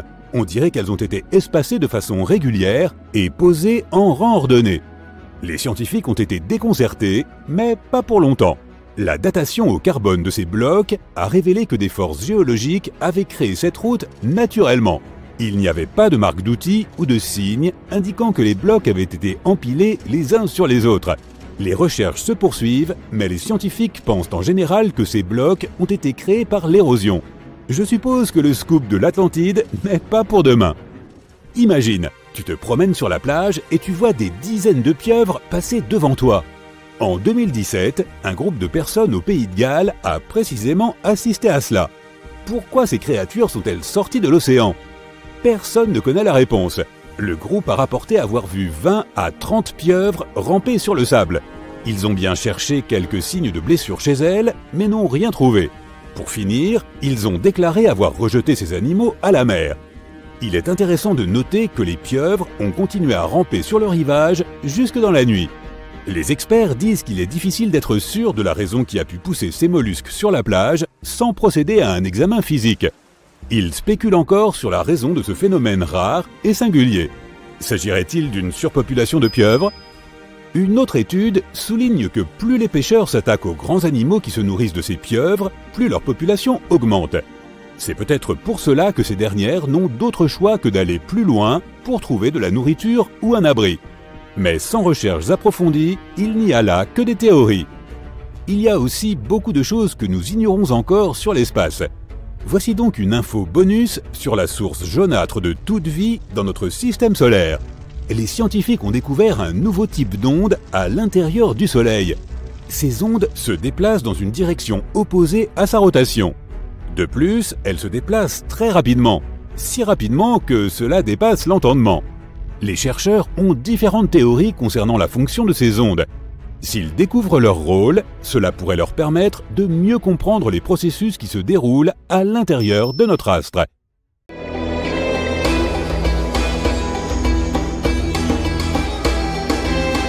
La Grande Pyramide a été créée comme lieu de repos éternel pour le monarque égyptien antique Khéops. Selon la légende, Napoléon est entré dans la Grande Pyramide et en est ressorti secoué et très pâle. Il n'a jamais révélé ce qu'il a vu à l'intérieur, mais quoi que ce fût, on dit que cela l'a affecté pour le reste de sa vie. Lorsque Napoléon est entré dans la pyramide, il aurait traversé un passage très étroit et ascendant. Il aurait ensuite traversé un autre couloir appelé la Grande Chambre. Ce couloir aurait été beaucoup plus haut que le précédent et aurait également été pavé. Il aurait ensuite atteint la chambre du roi, la pièce maîtresse de la Grande Pyramide, qui était bordée d'énormes blocs de granit. Mais elle n'aurait pas eu l'air aussi grandiose que nous pouvons l'imaginer.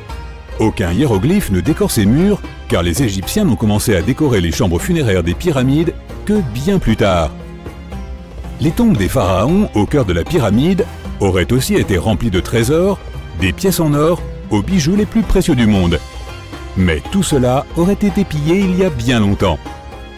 La seule chose qui serait probablement restée à l'intérieur aurait été un énorme sarcophage qui aurait autrefois contenu la momie du roi.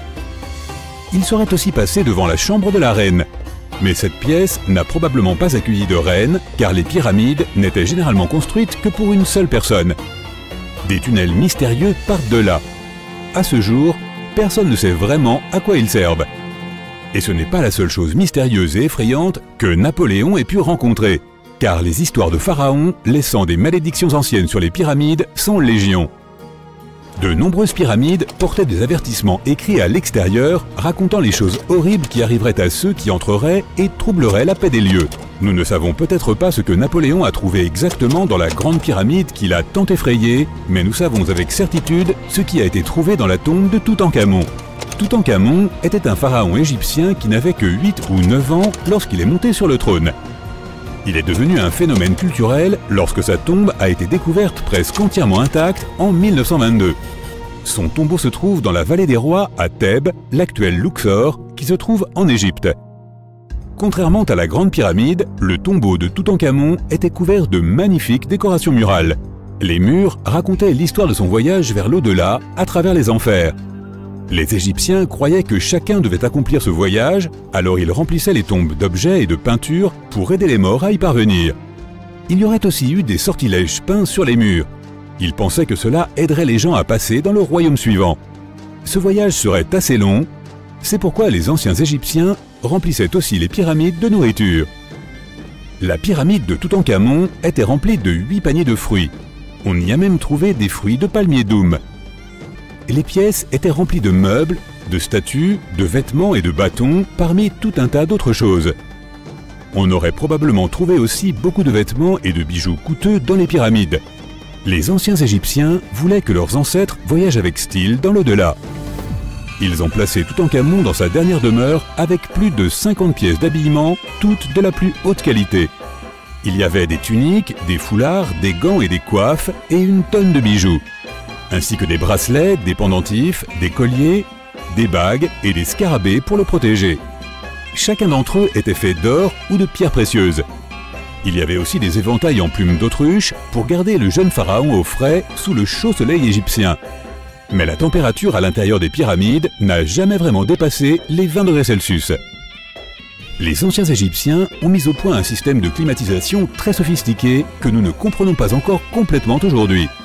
La pyramide de Toutankhamon contenait aussi 130 bâtons de marche en ébène, ivoire, argent et or pour l'aider dans son voyage. Il y avait 3 chars cachés au cas où il se fatiguerait de toute cette marche. 11 pagaies de bateaux ont également été placés à l'intérieur, mais il n'y avait aucune trace d'une quelconque embarcation. Les pyramides auraient été jonchées des senteurs et des parfums préférés du pharaon. Pendant les fouilles du tombeau de Toutankhamon, il est rapidement apparu qu'elle avait été en partie dévalisée pendant l'Antiquité. Les portes avaient été endommagées et des traces d'huile avaient été laissées dans des bocaux vides. Il semble que quelqu'un ait fait un raid sur la pyramide pour récupérer l'or, les parfums et les huiles qui avaient été laissés pour le roi Tout. Il restait encore un peu de parfum fait d'huile de noix de coco et d'encens dans un flacon. Il semble que le pharaon Toutankhamon aimait les jeux de société. Il y avait un plateau en ivoire de jeux de scénettes dans sa pyramide. Bien que nous ne sachions pas exactement comment y jouer, nous avons compris qu'il s'agissait d'une sorte de version égyptienne du backgammon. Il semble que c'était un jeu à 2 joueurs où le but était d'éjecter son adversaire du plateau. Reste à savoir contre qui pouvait bien jouer la momie de Toutankhamon. Les anciens Égyptiens avaient certains rituels qui peuvent nous sembler assez étranges. Par exemple, ils avaient l'habitude de se raser les sourcils si jamais ils perdaient un chat. Il n'est donc pas trop surprenant qu'ils aient mis des choses vraiment bizarres à l'intérieur des pyramides. Les archéologues ont découvert une collection de chats momifiés et de scarabées dans des pyramides datant de plus de 4000 ans. Ils ont été trouvés dans les pyramides de Saqqara qui se trouvent au sud du Caire. Ils ont aussi trouvé du matériel de maquillage et des miroirs à l'intérieur. Le maquillage était porté fièrement par les hommes et les femmes à l'époque de l'Égypte ancienne. L'eyeliner était le produit cosmétique le plus populaire. La pierre de Rosette est l'une des découvertes les plus significatives jamais faites dans les pyramides. Elle a été trouvée par l'armée de Napoléon Bonaparte. C'est une pierre de granit noir qui date de 196 ans avant Jésus-Christ. Elle est transcrite en grec, en démotique et en hiéroglyphique. Lorsqu'elle a été traduite en 1822, nous avons obtenu la clé pour comprendre les hiéroglyphes de l'Égypte ancienne pour la toute première fois. La découverte de la momie de la reine Hatshepsut en 1903 a changé à jamais notre compréhension des anciens Égyptiens. Après son décès, son successeur Thoutmôsis III a supprimé la plupart des preuves de son règne, si bien que nous ne savions pratiquement rien de l'une des premières grandes dirigeantes d'Égypte. Elle est maintenant devenue l'une des rares et des plus célèbres pharaons. Le pharaon Khéops avait un bateau entier dans sa pyramide. les archéologues ont découvert plus de 1200 morceaux d'un bateau géant près de la grande pyramide de Gizeh. Ils ont réassemblé le bateau et il fait une longueur impressionnante de 43 mètres. Il s'agit très probablement d'un bateau solaire qui a été conçu pour transporter le roi ressuscité auprès de la divinité Ra. Fait amusant, la pyramide de Gizeh est la dernière des 7 merveilles du monde antique. Les 6 autres sont les jardins suspendus de Babylone, le colosse de Rhodes, le temple d'Artémis, le mausolée d'Halicarnasse, le phare d'Alexandrie et la statue de Zeus à Olympie. Cette pyramide a également été la structure artificielle la plus haute du monde pendant 3800 ans. Pour ériger la plus grande pyramide d'Égypte, il a fallu un nombre stupéfiant de 2,3 millions de blocs de calcaire, dont certains pesaient jusqu'à 80 tonnes. Il aura fallu aussi 100 000 ouvriers et 23 ans pour la construire. Sa hauteur originale était de 147 mètres. En 2017, les archéologues ont découvert quelque chose d'étrange à propos de la Grande Pyramide d'Égypte. Il y a un vide caché d'au moins 30 mètres de long et personne ne sait vraiment pourquoi il est là ni ce qu'il contient réellement. Ce vide étrange est la première structure intérieure découverte dans la pyramide de 4500 ans depuis les années 1800. Les scientifiques ont utilisé des rayons cosmiques pour détecter le trou massif, mais ne sont toujours pas plus près aujourd'hui de découvrir ce qu'il y a à l'intérieur. Les anciens Égyptiens ont pris beaucoup de soin à construire les pyramides et tout était placé stratégiquement et structurellement solide. Il est donc improbable que ce trou soit dû à la chute de blocs au fil du temps. De nombreuses pyramides contenaient également de petites figurines modèles appelées Ushbeti. Elles représentaient des assistants. Ils croyaient qu'ils prendraient vie pour servir les pharaons dans l'au-delà. Mais il est fascinant de constater que toutes ces choses aient pu tenir à l'intérieur. Il n'y a pas tellement d'espace à l'intérieur des structures. Les mystères sans réponse autour des civilisations anciennes ont été une source d'inspiration pour de nombreux théoriciens du complot. En fait, certains de ces mystères sont si intéressants que beaucoup d'entre nous y croient déjà, ou aimeraient y croire. Une chose est sûre cependant, aucune de ces milliers de théories du complot n'a jamais été... quel est le mot? Ah oui, classée, à moins qu'elle ne l'ait vraiment été. Nous savons tous que la CIA a fait des choses plus ou moins discutables au cours de son histoire, au nom de la sécurité nationale. Mais on ne s'attendrait pas à ce qu'un livre représente une menace à la fois nationale et internationale. La CIA a récemment déclassé certaines parties d'un livre qui parle de civilisations anciennes disparues et des événements catastrophiques qui les ont fait disparaître il y a des milliers d'années. Ce livre mystérieux a été écrit en 1963 par un certain Chan Thomas et il devait être publié par Emerson House en 1965 jusqu'à ce que la CIA s'en mêle. Pour une raison mystérieuse, ils ont classé le livre et il n'a jamais été rendu public jusqu'à récemment. Mais c'est là que ça devient intéressant. Le livre a été déclassé en 2013 en raison de la loi sur la liberté d'information. Mais il n'a été rendu public qu'en 2016. Et ce qui a été rendu public soulève vraiment quelques questions. La version originale de ce document comptait 284 pages. Mais l'essai en PDF qui a été publié était fortement censuré et ne comportait que 57 pages, soit 1/5 de l'ensemble du document. Les pages ont été éditées avant d'être rendues publiques, de telle sorte que l'on ne remarque même pas que les autres pages sont manquantes. Personne ne sait vraiment pourquoi ce livre a été classé secret en premier lieu. Mais d'après ce qu'on a laissé entendre, il a un contenu des plus intéressants. L'auteur du livre avait une imagination débordante et une grande passion pour les civilisations anciennes. Et même si ce qu'il a à dire fait réfléchir, certaines choses sont tout simplement bizarres. Il pense que notre planète est enfermée dans un cycle sans fin de déplacement des pôles et de la croûte terrestre, qui sont responsables de l'extinction massive de nombreuses civilisations qui existaient il y a plus de 6000 ans, avant même les Sumériens. Il pense que ces événements ont causé plus de dommages à la Terre que les météores, et il fonde cette théorie sur quelques artefacts qui existent dans le monde entier, mais qui n'ont pas vraiment été remarqués jusqu'à récemment. Mais j'y reviendrai dans un instant. Les extinctions massives dont parle le livre comprennent la fin de la période glaciaire, lorsque d'énormes couches de glace de 3,2 km d'épaisseur ont disparu d'Europe du Nord, d'Amérique du Nord et du Canada, entraînant l'extinction de centaines d'espèces. Et voici comment l'auteur illustre son hypothèse. Il pense qu'il y a eu un déplacement des pôles géomagnétiques qui a provoqué des changements catastrophiques dans l'atmosphère et la croûte terrestre, entraînant l'extinction de nombreuses civilisations au fil du temps. Bien que le déplacement des pôles géomagnétiques soit une réalité, il ne se produit pas du jour au lendemain. Il se produit très lentement, environ toutes les quelques centaines de milliers d'années, selon les scientifiques. Mais c'est un peu plus compliqué qu'il n'y paraît.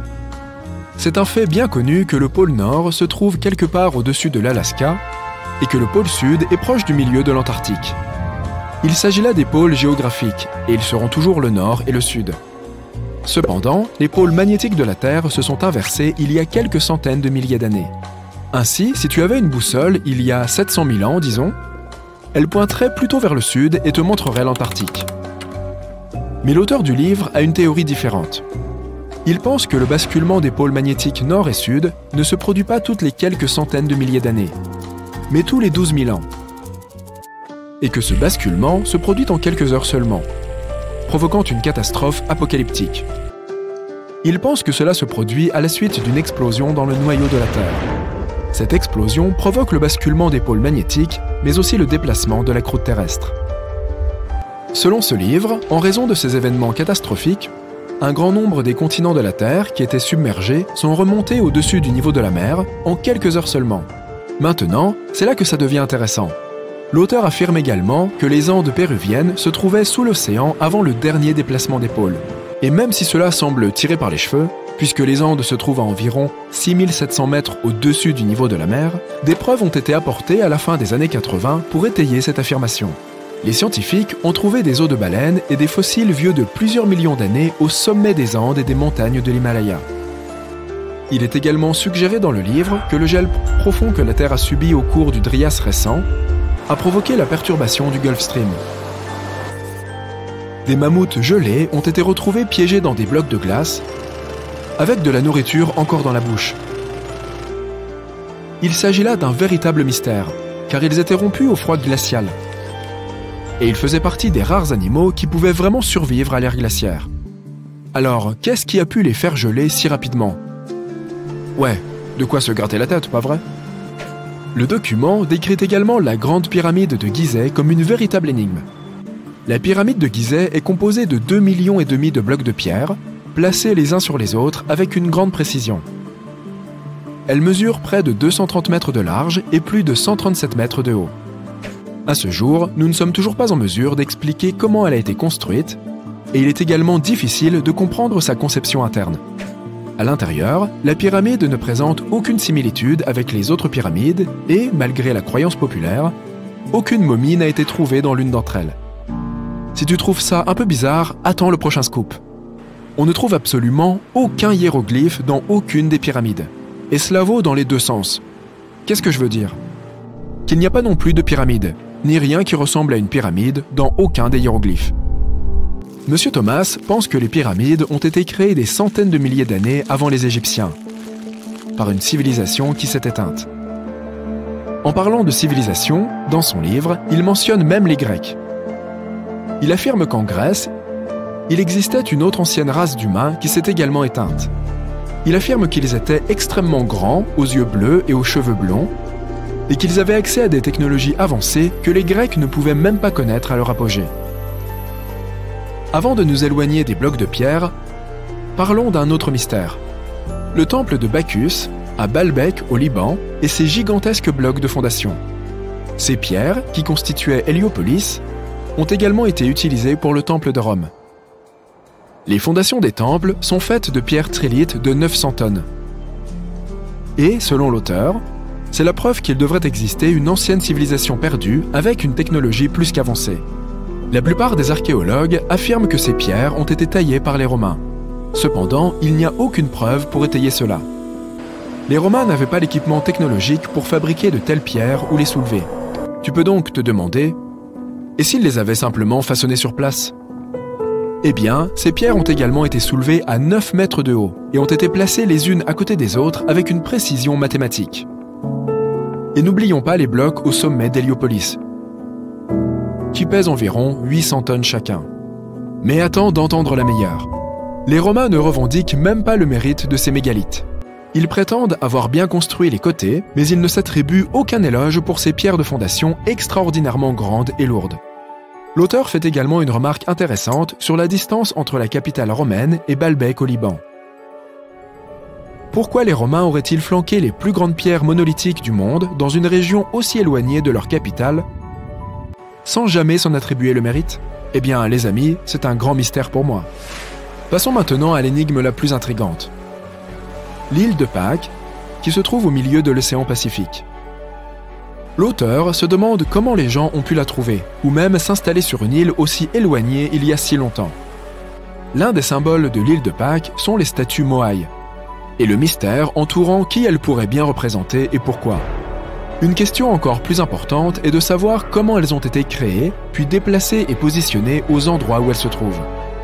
Selon ce document déclassé, l'île de Pâques faisait partie d'un continent aujourd'hui perdu, appelé Mu, et elle a été engloutie dans l'océan Pacifique lors d'un cataclysme qui s'est produit pendant l'un de ses déplacements des pôles. Le continent de Mu, selon le livre, était aussi grand que l'Amérique du Sud, et ce que nous appelons maintenant l'île de Pâques est tout ce qu'il reste de ce continent. L'auteur pense également que c'est ce qui s'est passé avec la cité perdue de l'Atlantide. Platon est même cité à ce sujet, affirmant que toute la cité atlante a sombré plusieurs kilomètres sous les flots en un seul jour. Même si cette histoire semble tout à fait intrigante et présente des points fascinants, nous savons que, scientifiquement parlant, un déplacement cataclysmique des pôles, entraînant l'extinction de civilisations entières, n'est tout simplement pas possible. C'était autrefois l'une des cités les plus prospères, et elle présentait des caractéristiques impensables pour d'autres lieux de l'âge du bronze, comme des systèmes de canalisation et une architecture complexe. Pour autant, elle n'est pas devenue célèbre. Ce qui est plus mystérieux encore, c'est qu'elle a même fini par être abandonnée. Mohenjo-Daro était une ville florissante de la civilisation de la vallée de l'Indus pendant l'âge du bronze. Elle comptait pas moins de 40 000 habitants et n'avait pas grand-chose à envier à la Mésopotamie et à l'Égypte en termes de caractéristiques sociales, culturelles et économiques. Toutefois, elle demeure moins connue que des villes plus célèbres de CS région, comme Babylone ou Memphis. Elle a finalement été abandonnée vers 1700 avant notre ère. Et la raison de cet abandon et le sort de ses habitants restent encore inconnus à ce jour. C'est en 1911 que des archéologues ont découvert l'ancienne cité de Mohenjo-Daro, après avoir entendu parler de structures inhabituelles dans la région. Cependant, les autorités indiennes n'ont pas accédé à leur requête, prétextant qu'elle n'avait aucune signification historique. Et le site est donc resté intact pendant encore plusieurs années. Ce n'est qu'en 1922 qu'un spécialiste a pensé avoir retrouvé un monument enterré sur place. Cela a conduit à des fouilles de grande ampleur et à la promotion de Mohenjo-Daro au patrimoine mondial de l'UNESCO en 1980. Les vestiges découverts nous ont montré que Mohenjo-Daro était une ville incroyablement moderne pour l'époque. Elle est aujourd'hui considérée comme la mieux préservée des ruines harapéennes. L'une des caractéristiques les plus saisissantes de Mohenjo-Daro était son système d'assainissement avancé. Contrairement à l'Égypte et à la Mésopotamie, où de tels aménagements n'étaient réservés qu'aux riches, Mohenjo-Daro disposait de toilettes cachées et d'égouts souterrains dans toute la ville. Les fouilles ont ainsi mis à jour plus de 700 puits, ainsi que des bains privés et un grand bain communal. Fait remarquable, même les maisons particulières avaient leurs propres toilettes, et les déchets étaient efficacement éliminés par le système d'égouts qui sillonnait la ville. Les habitants de Mohenjo-Daro étaient particulièrement soucieux de leur environnement. Comme la ville était située près du fleuve Indus, ils ont érigé de solides défenses contre les inondations en utilisant un ingénieux système de digues. Au fil des siècles, ils ont confectionné des poteries, des bijoux, des figurines et d'autres objets magnifiques, lesquels étaient échangés aussi loin que la Mésopotamie et l'actuel sultanat d'Oman. Les archéologues ont noté l'utilisation de matériaux de construction standardisés dans cette ancienne cité, quoique ses habitants n'aient pas disposé des machines nécessaires à l'époque. Surprenamment, toutes les briques y étaient quasiment identiques. Cela témoigne d'une grande attention aux détails dans la conception de la ville, car l'utilisation de briques homogènes engendre une certaine élégance. Les personnes vivant dans cette région employèrent l'écriture de l'Indus pour communiquer entre elles. Cet alphabet mystérieux pourrait être la clé permettant de dévoiler davantage de secrets de Mohenjo-Daro. C'était une langue qui utilisait des symboles au lieu de lettres et avait plus de 400 signes. Le problème, c'est que nous essayons toujours de la comprendre. Le mystère de CE qui a bien pu causer la fin de la civilisation harapéenne et de Mohenjo-Daro demeure irrésolu. Certains archéologues suggèrent que le fleuve Indus aurait pu changer de cours, ce qui aurait dévasté les cultures si l'eau était soudainement trop présente dans la ville. Cependant, il n'y a aucune preuve que des inondations aient impacté la région, ou qu'elle ait été brutalement abandonnée d'un seul coup. Le changement de cours du fleuve n'aurait pas suffi à faire disparaître toute la civilisation de l'Indus. Mohenjo-Daro n'est pas la seule cité perdue des civilisations orientales. Par exemple, l'île de Ross était autrefois connue comme le Paris de l'Orient, en raison de son architecture impressionnante et de ses jardins. Toutefois, l'île n'est aujourd'hui plus que l'ombre de son glorieux passé, et ses bâtiments sont envahis par les racines des arbres et les lianes. Situé à 3 km au large de Port Blair en Inde, ce petit territoire servait initialement de colonie pénitentiaire, mais est ensuite devenu une station balnéaire luxueuse. Après la fermeture du complexe en 1937, un tremblement de terre a encore endommagé l'île, et elle est devenue inhabitable. Aujourd'hui, elle est gérée par le gouvernement indien et attire les touristes intéressés par l'exploration de cités abandonnées. Une autre cité perdue est celle de Kolmanskop, une ville fantôme située en Namibie, et qui abrite encore des vestiges d'architecture allemande. Autrefois destination de prisée au début du XXe siècle, elle a été colonisée par des travailleurs allemands en quête de diamants. La ville offrait des commodités telles qu'une salle de bal, un hôpital et même une piste de bowling. Cependant, cet engouement a commencé à décliner à la fin des années 1910, lorsqu'un autre gisement de diamants a été découvert à proximité. La plupart des habitants sont partis en quête de fortune, laissant les bâtiments derrière eux. Le climat chaud et l'aridité ont préservé ces structures au fil du temps.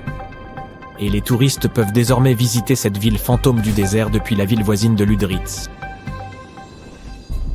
L'île de Hashima nous rappelle la façon dont la nature reprend ses droits lorsque les humains s'en vont.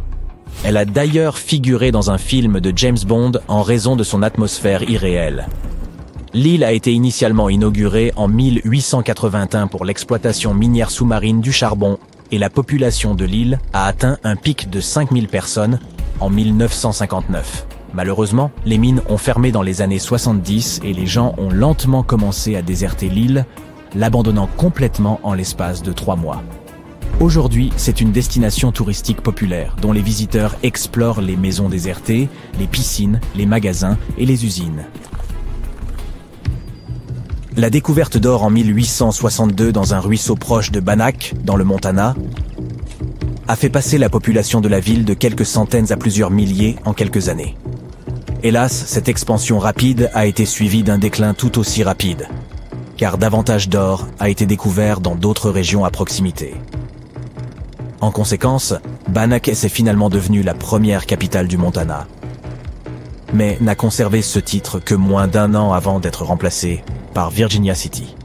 L'État du Montana a plus tard acquis la plupart de ces territoires en 1954 et les a transformés en parc national. L'ancienne cité de Petra, située en Jordanie, est fascinante car elle est à moitié construite et à moitié taillée dans la roche et encerclée de montagnes. Aujourd'hui, c'est une destination touristique de choix, mais à un moment donné, elle a également été abandonnée. De nombreux facteurs ont contribué à son déclin, comme une mauvaise gestion et des changements dans les flux commerciaux. Les catastrophes naturelles n'ont pas aidé non plus. Cette ville a subi de nombreux tremblements de terre qui ont dévasté ses constructions et endommagé ses systèmes d'irrigation. Comme les gens n'avaient plus d'endroit où vivre, plus d'eau et plus rien à échanger pour gagner leur vie, ils ont fini par déménager vers des lieux plus propices. Cette cité est restée cachée pendant près de 500 ans jusqu'à sa redécouverte au XIXe siècle. La plupart des touristes qui se rendent à Santorin ignorent que l'île abrite les vestiges de l'une des plus grandes éruptions volcaniques de l'histoire, celle de Terra. Cette catastrophe s'est produite il y a environ 3600 ans. Akrotiri, l'une des villes de l'époque, a été ensevelie sous l'éruption. Contrairement à Pompéi, cependant, aucun reste humain n'y a été retrouvé, laissant supposer que les gens ont eu suffisamment de temps pour fuir le volcan avant son éruption. Henry Ford, le célèbre industriel américain, a créé la Ford Motor Company en 1903. Puis en 1927, il a commencé à travailler sur un grand projet, Fordlandia. Son objectif était de construire une immense plantation de caoutchoutier près de la rivière Tapajós au Brésil, pour fournir un approvisionnement régulier en caoutchouc destiné aux pneus de ses voitures. Son idée était de faire de la ville un petit paradis, avec des piscines, des terrains de golf, des bungalows et même des sessions hebdomadaires de quadrilles. Malheureusement, les arbres de la plantation ont rapidement été infestés par un champignon, faisant échouer le projet. Ford a investi la somme astronomique de 20 millions de dollars dans cette entreprise, mais il n'a jamais été en mesure de produire le caoutchouc nécessaire. Il a donc revendu cette terre au gouvernement brésilien en 1945. Les bâtiments qui ont été construits sont toujours là, bien que la nature y ait repris ses droits et qu'ils ne soient plus visités que par des touristes. Sky City est une zone résidentielle située dans la banlieue chinoise de Hangzhou. Elle a été construite en 2007 et était destinée à devenir une véritable réplique de Paris.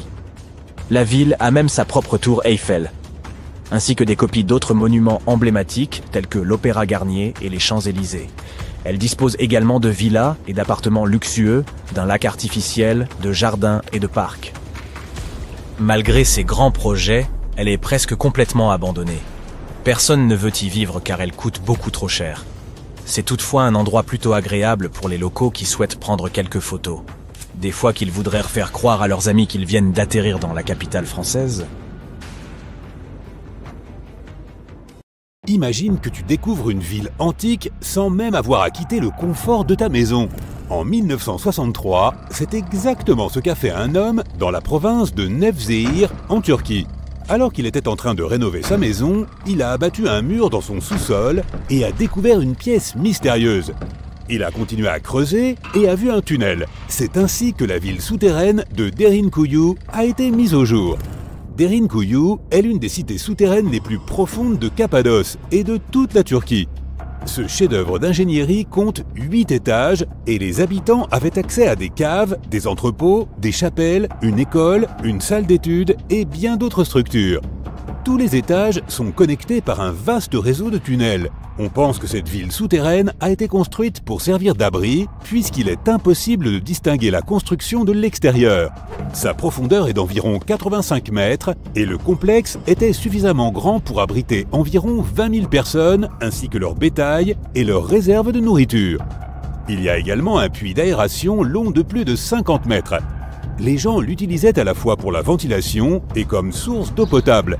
Le puits fournissait ainsi de l'eau aux villageois de la surface et à ceux qui se cachaient dans la ville souterraine. Il est intéressant de noter que les habitants des niveaux inférieurs pouvaient couper l'accès à l'eau des niveaux supérieurs ainsi que de la surface. L'eau était ainsi préservée de tout risque d'empoisonnement. L'endroit a été conçu comme une véritable place forte. Les tunnels pouvaient être bloqués de l'intérieur par d'énormes portes roulantes de pierre et les passages étaient extrêmement étroits. Les envahisseurs potentiels devaient donc pénétrer dans les tunnels un par un. On dirait qu'ils avaient pensé à tout au 7e siècle avant notre ère. Les archéologues pensent que ce sont les Phrygiens qui ont construit les premiers étages. Après eux, la structure a été mise à profit et encore améliorée à l'époque romaine. C'est à ce moment que les chapelles ont été ajoutées. L'âge d'or de Derinkuyu se situe cependant durant l'ère byzantine. Mais comment ces gens ont-ils réussi à créer de pareils tunnels ? La roche dans laquelle ils ont été creusés n'avait rien d'ordinaire. Il s'agissait d'une roche volcanique remarquablement tendre. Elle est apparue des suites d'un processus géologique qui avait commencé il y a des millions d'années. Les éruptions volcaniques ont alors recouvert la région d'une épaisse couche de cendres, et ces cendres se sont ensuite agglomérées pour former cette roche tendre. Lorsque les forces naturelles du vent et de l'eau ont érodé les parties les plus friables, seuls les éléments durs sont restés. Fait amusant, les cheminées de fées sont également constituées de roches volcaniques tendres aux formes complexes. Mais celles-ci se sont formées naturellement, sans aucune intervention humaine. Nous sommes toujours en Turquie, mais cette fois, notre destination est Çanakkale, où un mythe a pris vie. Pendant 3000 ans, on a cru que l'Iliade d'Homère n'était que pure fiction et que Troie n'avait jamais existé. En 1863, tout a changé. Frank Calvert, un Britannique expatrié, a découvert des ruines antiques dans l'ouest de la Turquie. Il était convaincu qu'il s'agissait de l'ancienne ville de Troie. Heinrich Schliemann, quant à lui, a étudié la région en 1868. C'est alors que Troyes est revenu à la lumière après tous ces siècles. Troyes présente des strates complexes. Au fil des ans, 9 cités antiques ont été érigées les unes sur les autres. Selon les historiens, la région occupait une position stratégique entre l'Europe et l'Asie, ce qui lui a permis de devenir un centre commercial et culturel prospère. Cette position clé a rendu Troyes attrayante tout au long de l'histoire. Après le conflit troyen, cependant, la ville a été abandonnée entre 1100 et 700 avant notre ère. Des colons grecs ont ensuite redécouvert la région et Alexandre le Grand y a régné pendant un temps. Les Romains ont ensuite pris la ville. Et en parlant de son histoire, la première chose que l'on voit en visitant le site est une réplique du cheval de Troie, faite de bois, provenant du film tourné en 2004. Notre prochain arrêt est la ville de Lothal. Dans les années 1950, Lothal et plusieurs autres sites arapéens ont été retrouvés en Inde. Ces provinces ont repoussé les limites connues de la civilisation de la vallée de l'Indus. Lothal était une partie importante de la civilisation arapéenne. Elle possédait de vastes champs de coton et de riz. De plus, il s'y trouvait une manufacture de bijoux perlés, fabriqués à partir de pierres semi-précieuses comme l'agate. Beaucoup de ces perles ont été retrouvées plus tard en Mésopotamie, ce qui prouve que Lothal était un port commercial prospère. Les archéologues pensent que la ville faisait partie d'une ancienne route commerciale. Des traces d'agriculture? Oui. Des traces de commerce? Absolument. Et quoi d'autre? Des vestiges de bâtiments résidentiels, de rues, de trottoirs et d'égouts. Un véritable plan d'aménagement et un exemple frappant des débuts de l'urbanisme. La ville était fort bien conçue et il s'y trouvait même des maisons complexes. Certaines d'entre elles comptaient jusqu'à 6 pièces, des salles de bain, une grande cour et même une véranda. Lothal possédait également le plus ancien port connu au monde. Il reliait la ville au fleuve Sabarmati et à sa route commerciale. L'ancienne cité maya de Calakmul est située dans le sud du Mexique, dans la forêt tropicale des Tierras Bajas. Du 6e au 9e siècle, Calakmul comptait plus de 50 000 habitants. Il y avait là une place centrale entourée de faubourgs extérieurs. Et si l'on additionne les habitants de cette périphérie et ceux qui vivaient au centre, Calakmul comptait pas moins d'1,5 million d'habitants. Cette ville aura été habitable pendant près de 12 siècles. On pense que ce lieu comptait plus de constructions que tous les autres sites mayas retrouvés dans la région. Ce n'est qu'après l'an 1000 de notre ère que la civilisation maya s'est effondrée. Ainsi, le peuplement qui était autrefois le centre névralgique de la Mésoamérique a été presque complètement abandonné. L'ancienne cité se trouvait au cœur de la seconde plus grande forêt tropicale d'Amérique. Et le site est bien préservé, si bien qu'aujourd'hui, si tu le visitais, tu n'aurais aucun mal à te représenter la vie des anciens Mayas. Les vestiges de la ville comprennent des complexes architecturaux et des monuments sculptés, des systèmes défensifs, des carrières, des réseaux de distribution de l'eau, des terrasses destinées à l'agriculture, des pyramides massives, ainsi que des palais, sans oublier une variété d'ornements et d'objets divers. Cela prouve que des sociétés complexes, organisées en États, vivaient dans cette forêt tropicale. Les Mayas rendaient souvent hommage à la nature dans leurs fresques, leurs poteries, leurs sculptures, leurs rituels et même leur alimentation.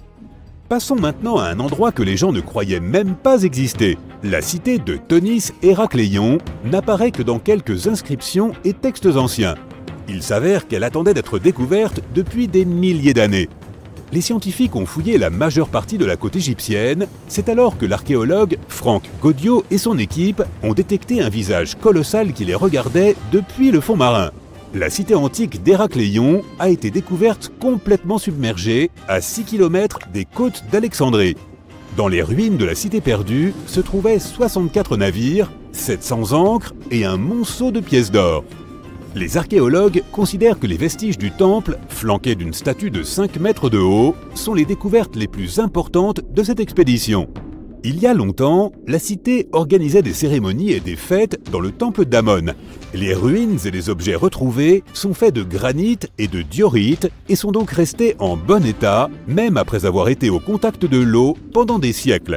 Ils donnent un aperçu de ce qu'était la vie il y a 2300 ans, dans l'un des plus importants ports commerciaux au monde.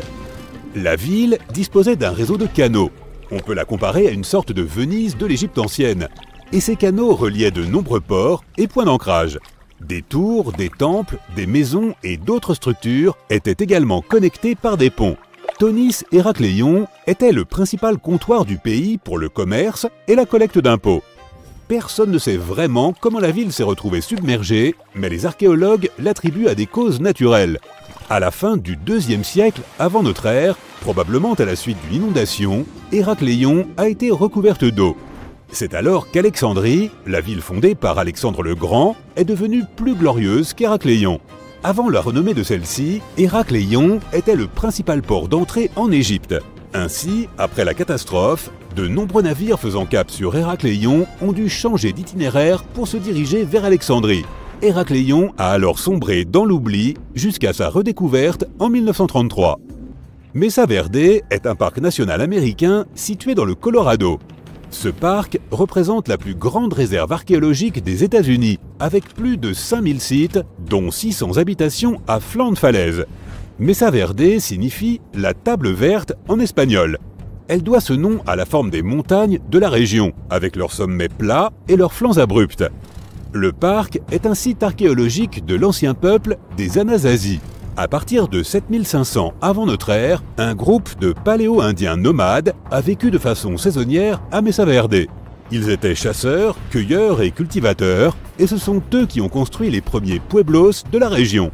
À la fin du XIIe siècle, les habitants de Mesa Verde ont commencé à construire des habitations massives à même la falaise, qui sont aujourd'hui les structures les plus connues du parc.